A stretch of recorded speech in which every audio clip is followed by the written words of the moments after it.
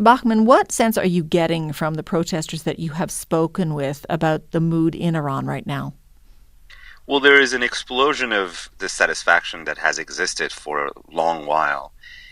What we are seeing is the nature of the protests, its roots in terms of the kind of parts of the country that is touching, and the priorities are different from the ones that sort of middle-class urban crowd was involved with in 2009. That one probably much larger in numbers in big cities, because I do remember the June 15th, 2009, which is basically the biggest protest post-Iranian revolution, drew something around 2 to 3 million people to streets of Tehran. This one is very different. It's sporadic in smaller cities, spread across the country, and the demands are economic. People who are poorer than the center or the urban population, but it quickly turned political because the slogans against the supreme leader and the entire system are more direct and challenging than the 2009, which was a more defined political structure. But it didn't begin politically, as you say. It's about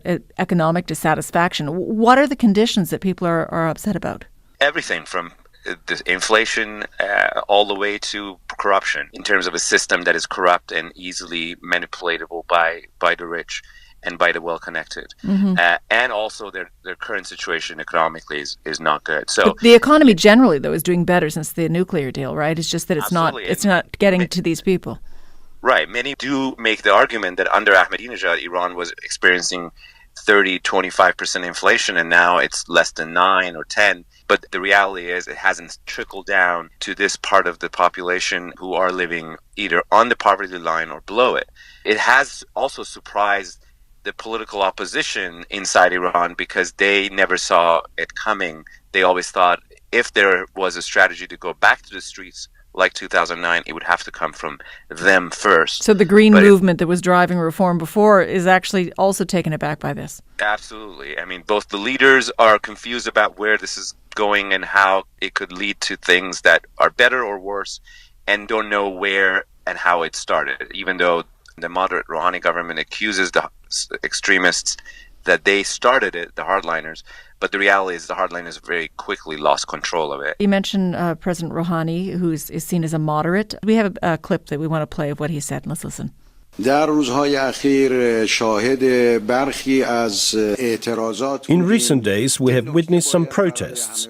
Everyone must be aware at this point that we are a free nation, and according to the Constitution and human rights, the people are absolutely free to criticize the government and even to protest.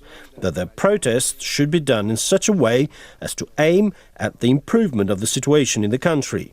Yes, people have problems in the economic and social spheres. So he says that on the one hand. On the other, we've seen a number of people killed, hundreds arrested. They've shut down a messaging app called Telegram that's very popular in Iran. So given all of this, are President Rouhani's statements helping?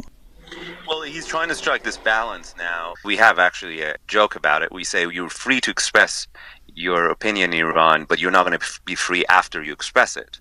He is now reacting to reality that people have ignored the restrictions on protests, have come out, and he's worried about the basic project that he is the leading figure in, and that is slow reform towards a better place. Most of these people have lost faith or patience that he can deliver anytime soon.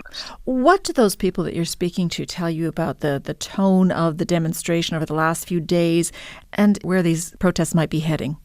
I spoke to a student just the other night who sent me images of a city in center of Iran named Kashan. He was saying how quickly the protests became violent when the police attacked.